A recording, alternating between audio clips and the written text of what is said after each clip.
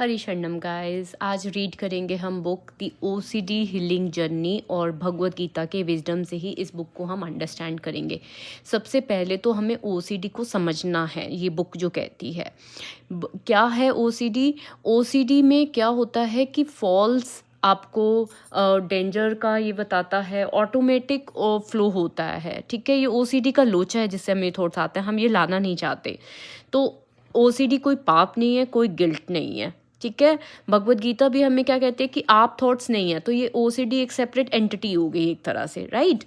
Next आता है कि ओसीडी का इसी अंडरस्टैंड ओसी में ही हमें करना है कि ओसीडी सबसे ज़्यादा अटैक किसके ऊपर करती है। ओसीडी सबसे ज़्यादा अटैक करती है जो हमारे लिए सबसे वैल्यू है, जैसे फैमिली, गॉड, तो वो इसी के ऊपर सबसे ज़्यादा अटैक करती है।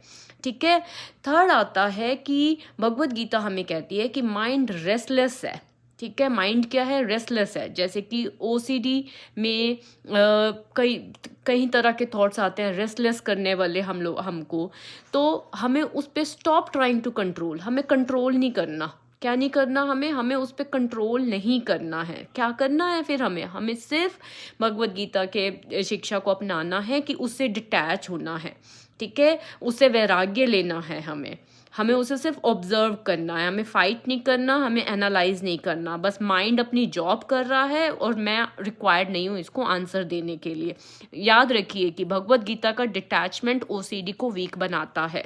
ठीक है, जो डर है वो कहाँ से आता है गाइज, वो आता है अटैचमेंट से। जब कोई थॉट आया हम उससे अटैच हो जाते हैं, ठीक है, उसके अकॉर्डिंग करने चलते हैं, तो हमें फियर होता है, डिस्टर्बेंस होता है।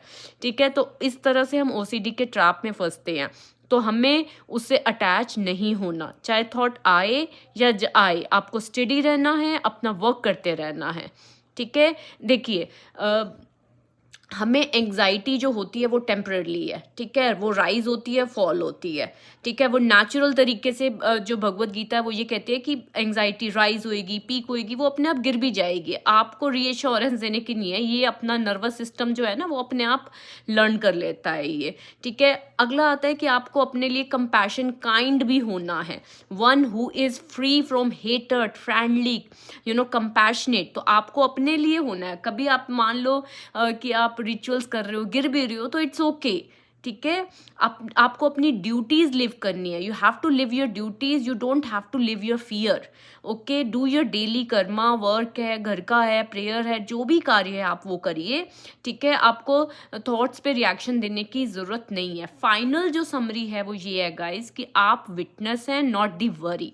Okay, mind will settle when it is no longer feared. Okay, वो अपने आप सेटल